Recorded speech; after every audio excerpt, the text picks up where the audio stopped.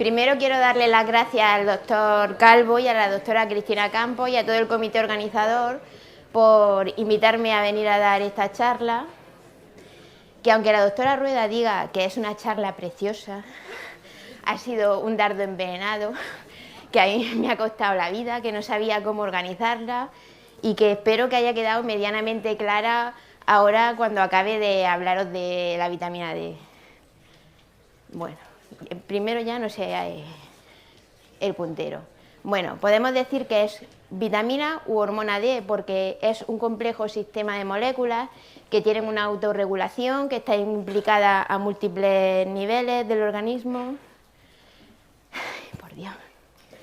Con una estructura esteroidea similar al cortisol o a otras hormonas como las hormonas sexuales y que están implicadas a múltiples niveles, actuando a nivel de metabolismo óseo, de la diabetes, la hipertensión, cardiopatía isquémica, asma, infecciones respiratorias, sistema inmune o incluso las neoplasias.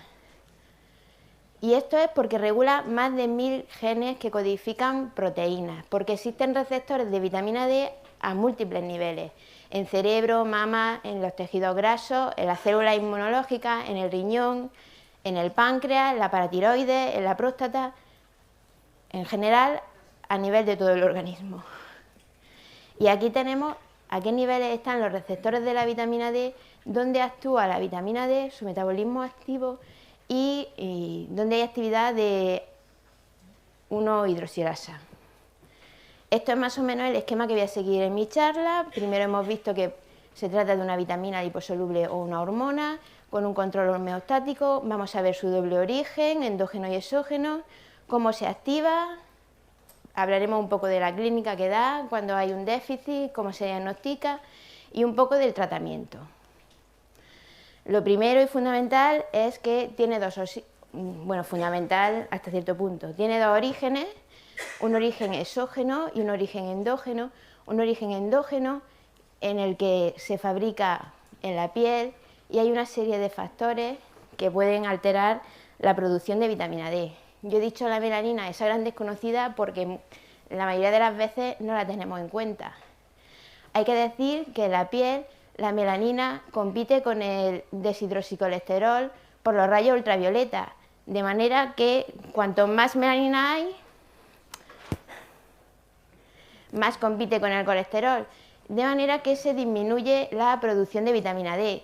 Así, la raza negra necesita de 5 a 10 veces más exposición solar para producir la misma cantidad de vitamina D que una persona de raza caucásica.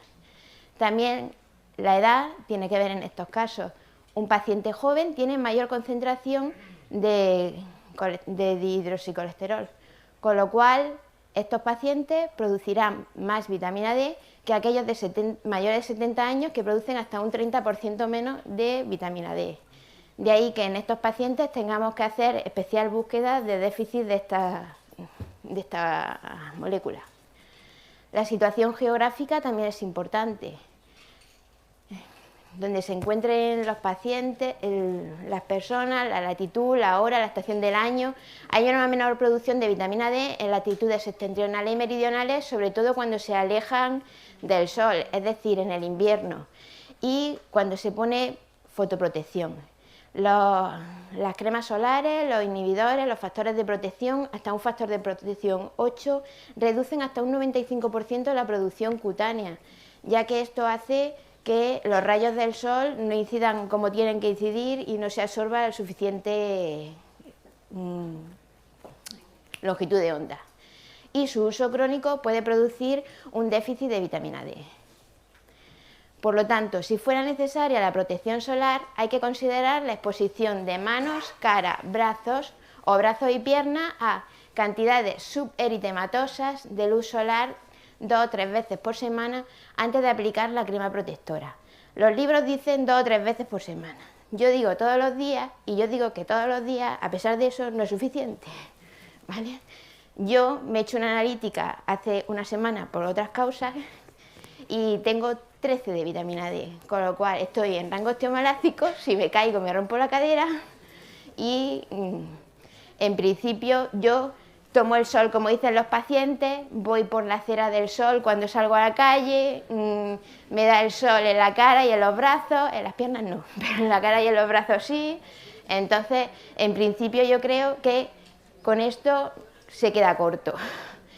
Y las cantidades superitematosas las definen los libros como un 25% de la exposición que produciría una leve tonalidad rosada de la piel.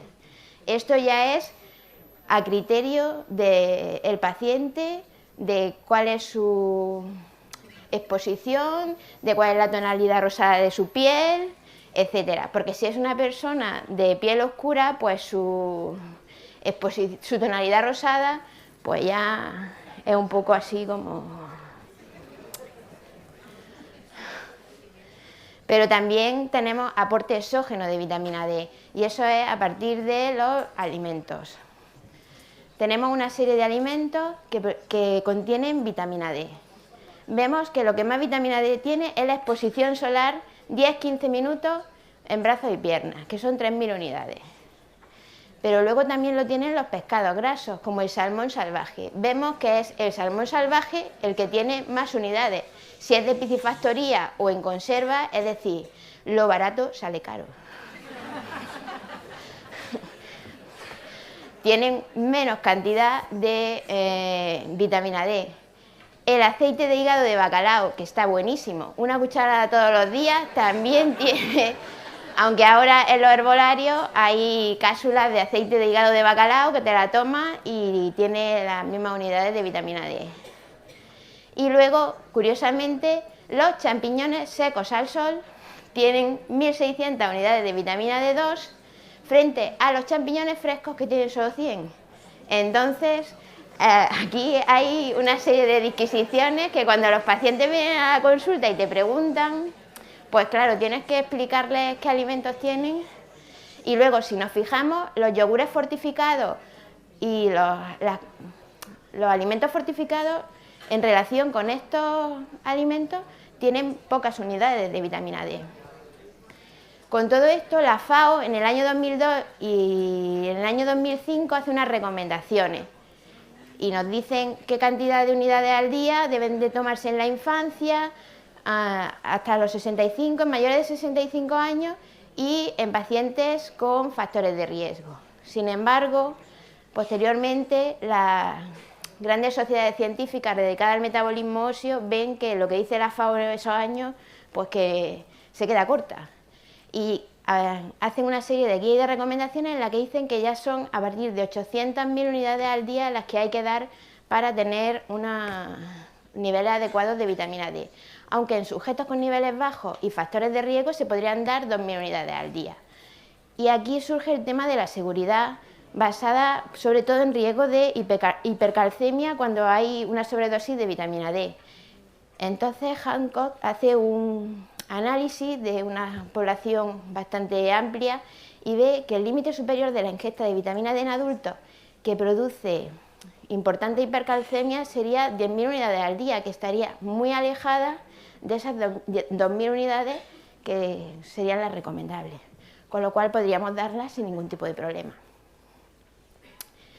Y esto, en lugar de fisiopatología, podríamos hablar de metabolismo de la vitamina D.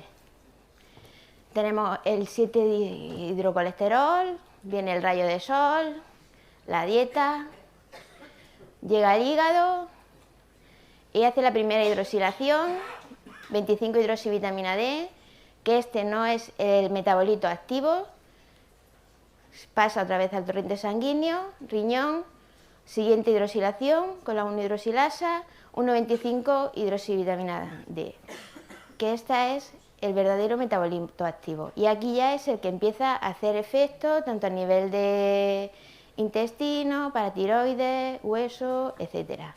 A nivel renal aumenta la resorción de calcio y fósforo, a nivel intestinal ocurre lo mismo, aumenta la resorción de calcio y fósforo, el calcio a nivel de duodeno y el fósforo a nivel de yeyuno e ilion.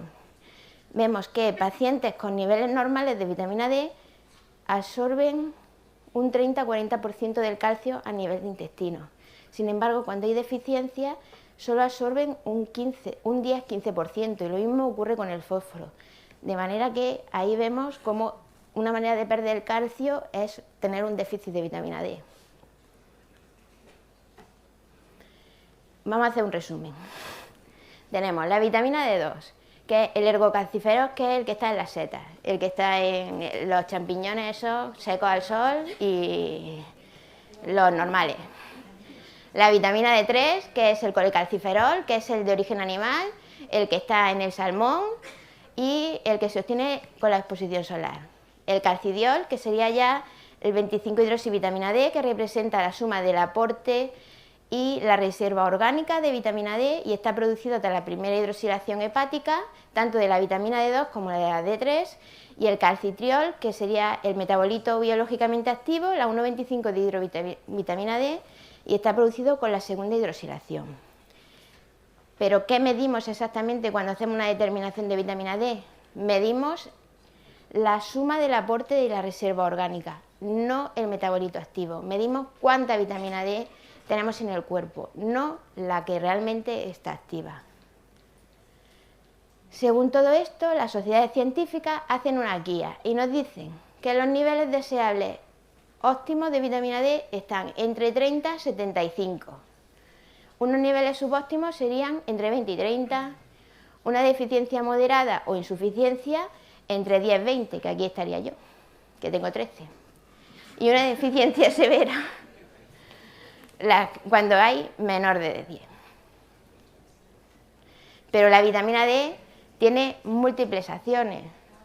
La fundamental es regular el metabolismo fosfocálcico, y esto lo vemos sobre todo a nivel del hueso.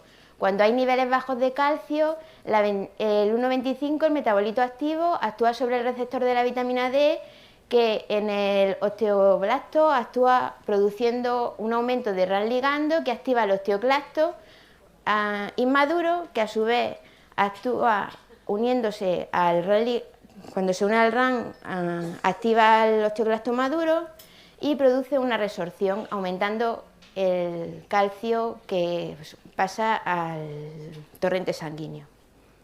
También actúa a nivel del osteoblasto, produciendo un aumento de OPG, de osteocalcina, de fosfatasa alcalina, de otra serie de moléculas que producen el aumento de calcio. Pero también se producen otras acciones extraóseas a nivel del sistema inmune, a nivel del linfocito, tanto del linfocito T como el del linfocito D. A nivel de páncreas, a nivel del riñón. A nivel del riñón, por ejemplo, regula el eje renina-angiotensina y ahí regula la hipertensión arterial, por ejemplo, y actúa a ese nivel. A nivel de la paratiroides, cuando la vitamina D está baja, actúa sobre los receptores de la paratiroides y aumenta la PTH, de manera que por eso en déficit de vitamina D podemos tener aumentos de PTH y hiperparatiroidismo secundario. Vamos a ir viendo un poquillo aspectos que a mí me han parecido interesantes de la acción de la vitamina D. A nivel de músculo sabemos que hay receptores de vitamina D y que estos van disminuyendo con la edad, de manera que a medida que vamos envejeciendo hay menos receptores, con lo cual también tenemos menos niveles y hay más posibilidad de que haya déficit y menor acción. El déficit de vitamina D se va a asociar con todo esto a mialgias difusas, debilidad muscular e incluso sarcopenia. La anatomía patológica de esto se caracteriza por una atrofia muscular de fibras musculares tipo 2 y afectación sobre todo de musculatura proximal, fundamentalmente de cintura pelviana, lo cual puede favorecer las caídas y con esto pues podemos favorecer que haya un aumento de fracturas, tanto a nivel vertebral como a nivel periférico, incluida la fractura de cadera. También se ha visto que los suplementos de vitamina D mejoran la fuerza muscular, fundamentalmente en población anciana con déficit de vitamina D, y que la debilidad muscular esta va a afectar a la capacidad funcional y a la movilidad, y como he dicho, va a aumentar el número de caídas. En un estudio se ve que los suplementos de calcio y vitamina D en mujeres institucionalizadas durante al menos 3 meses, estas mujeres tenían un 49% menos de riesgo de caídas que aquellas que únicamente tomaban calcio, con lo cual, además de calcio en estas pacientes, en pacientes osteoporóticas, sería importante dar suplementos de vitamina D. Y luego hay este otro metaanálisis con 2.426 pacientes que demostró que un suplemento de vitamina D entre 700 y 1.000 unidades día o unos valores séricos mayores de 24 reducen el riesgo de caída entre un 19 y un 23%. Con lo cual yo creo que es importante en el anciano, en personas institucionalizadas, dar suplementos de vitamina D. Por otra parte, la vitamina D también se ha relacionado con el cáncer. Se ha visto en múltiples estudios que hay una relación inversa entre la exposición solar y los niveles de vitamina D y hasta 15 tipos de neoplasias, desde cáncer vesical, cáncer de mama, útero, cáncer vulvar, linfoma, cáncer endometrial, pulmonar, rectal, en múltiples sitios. Hay que ver que hay una relación inversamente proporcional entre los niveles de vitamina D y el cáncer colorectal y el de mama. Es decir, a más nivel de vitamina D, menos cáncer de colon y menos cáncer de mama, aunque esto no se ha demostrado con el cáncer de próstata o el linfoma. Se ha visto que la vitamina D y sus análogos van a inhibir la proliferación, la angiogénesis, la migración y la invasión de las líneas celulares malignas en el colon y la próstata y mama, induciendo la diferenciación y apoptosis. Y por otra parte, también se ha visto que la vitamina D regula la señalización de receptores estrogénicos y androgénicos, lo cual esto podría ser una explicación de por qué la vitamina D podría inhibir el crecimiento tumoral en algunos tumores hormonodependientes como el de próstata o mama, por ejemplo, reduciendo la expresión de la aromatasa. Aunque esto todavía no queda muy claro y hay que hacer estudios, ampliar todos estos estudios.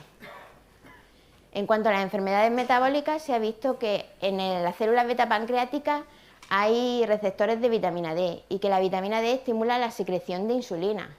Los suplementos de vitamina D van a mejorar la sensibilidad a la insulina y van a aumentar la producción de receptores insulínicos, con lo cual van a mejorar las glucemias de estos pacientes. Y en la diabetes tipo 1 se ha visto que en adultos jóvenes con diabetes tipo 1 de reciente diagnóstico tenían niveles más bajos de vitamina D que sus controles sanos, con lo cual parece que también podría estar implicada en cierta manera en el control y el desarrollo de la diabetes. Y en cuanto a la obesidad, hay que decir que los pacientes obesos responden peor a los suplementos de vitamina D y sus necesidades son mayores. ¿Por qué? No se sabe, múltiples teorías.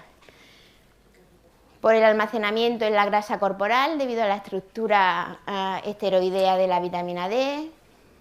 Esa es la teoría como más extendida, pero en principio no se sabe. Pero en consulta vemos cómo los obesos necesitan más dosis de vitamina D que un paciente en un peso normal. El síndrome metabólico también está asociado con bajos niveles de vitamina D. A más vitamina D, mejores controles tanto de hipertensión como de la resistencia a la insulina y demás. Y también se han visto que con mejores niveles de vitamina D, mejores controles del eje GH y GF insulina. 2 minutos. Bueno, pues ya está. Está implicada. ¿Sí? ¿En serio? Hasta el tercero. Bueno, pues está implicada en el sistema inmune,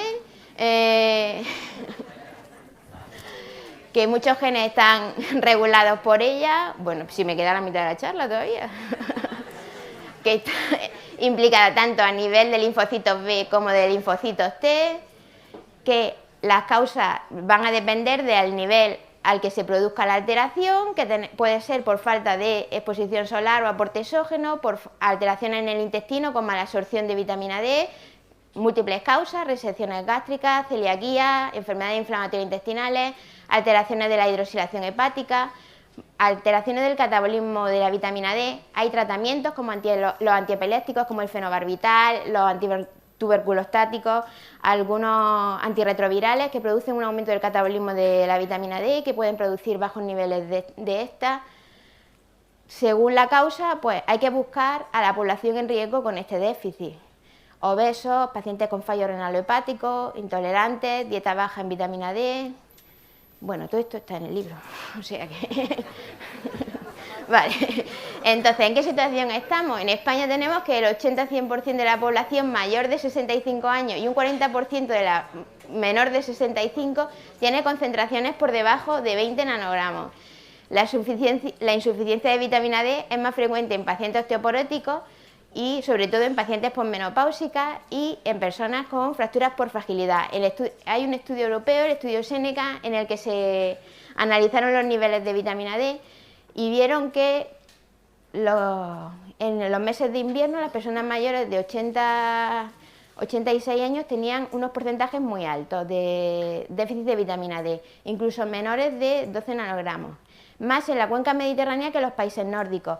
Y en este estudio decían que quizá porque en estos países se suplementaban los alimentos con vitamina D, cosa que no se hace aquí, y aquí nos vamos tapando del sol, nos ponemos filtros solares, etcétera.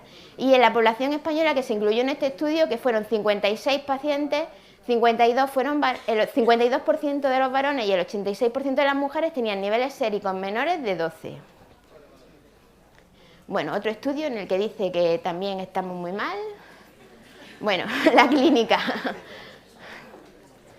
Bueno, lo más típico es un dolor óseo difuso de predominio en pelvis, columna y parrilla costal, puede haber una debilidad y dolor muscular. Esto hace que pueda haber cierta miopatía proximal y aumento del número de caídas. En las formas graves ya hay deformidades como el tórax en campana o el esternón en quilla, y en casos muy graves hipocalcemia con la tetania en todo su esplendor. Lo más frecuente es que sea indistinguible de la osteoporosis. Lo más frecuente son las fracturas, tanto vertebrales como no vertebrales, hasta en un 90% de los casos, y un 80% de los pacientes cumplen los mismos criterios densitométricos que en una osteoporosis.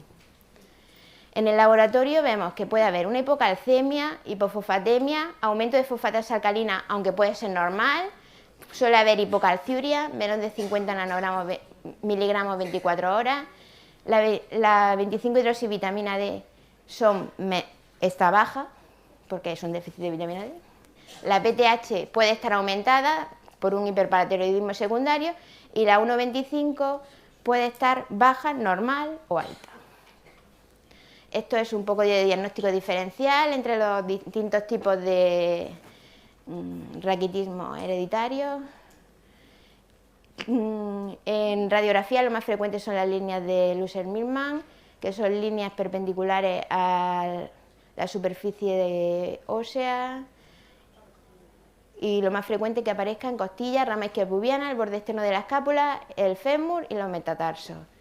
Esto es otra imagen en la rama isquiopubiana y cómo, después de tratamiento, cómo evoluciona soldando. Esto es un tórax en quilla y esta es la típica imagen de raquitismo por déficit de vitamina D clásica de siempre, de toda la vida. Y el tratamiento, pues, múltiples opciones. En déficits carenciales, lo habitual, 804.000 unidades día, vía oral, asociada con calcio. Pueden darse megadosis o bien pueden darse dosis de 200 nanogramos de calcidiol, más dosis diaria. Bueno, lo de siempre, una dosis inicial de 3 miligramos de calcidiol seguida de 0,26 semanales según las necesidades, o bien una dosis inicial de 50.000 unidades semana durante 6-8 semanas seguidas de 1.400 2.000 unidades día según necesidades. Si hay mala absorción intestinal o aumento del catabolismo de vitamina D, podemos aumentar e incluso poner parenteral intramuscular mensual la vitamina D. Hay que hacer un control estricto de los parámetros del metabolismo fosfocálcico, calcio, fósforo en sangre, orina, fosfatasa alcalina, fundamentalmente al comienzo de los tratamientos, para ver cómo va reaccionando el paciente. Y hay que hacer un control de la DMO. Si vemos que disminuye la DMO, se deben asociar suplementos de calcio. Ya se deben asociar desde el principio, pero si no se asocian porque crees que es un déficit de vitamina D, pues si vemos que disminuye la DMO, se debe asociar suplementos de calcio porque se alcanzan incrementos hasta del 50% en los niveles de DMO. Y el tratamiento debe mantenerse para mantener niveles óptimos de vitamina D mayores de 30 nanogramos mililitros, evitando hipercalciuria, ya que esto puede facilitar la presencia de cálculos renales. Y como conclusiones, pues es una vitamina hormona liposoluble con múltiples acciones biológicas e implicaciones clínicas, con un doble origen, endógeno y exógeno, por subcutáneo se supone que es un 90%, mientras que por dieta y los suplementos debe de ser un 10%. Medimos 25-hidroxivitamina D, que representa la suma del aporte y la reserva orgánica, no el metabolito activo. Debemos mantener unos niveles óptimos, alrededor de 30-75. Es importante identificar pacientes en riesgo, los institucionalizados, con mala absorción, con enfermedad renal o hepática, etcétera, y una vez identificada hay que tratarla y mantener unos niveles óptimos en el tiempo. Esto de que yo pongo la vitamina D, alcanzo unos niveles y la quito, no. Pongo vitamina D, alcanzo unos niveles y veo cómo se mantiene en el tiempo, y en función de cómo se mantenga en el tiempo voy cambiando la dosis. No se quita la vitamina D, porque entonces la vitamina D vuelve a haber un déficit de vitamina D.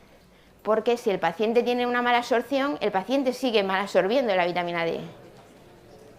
Y ya está, espero que haya quedado claro.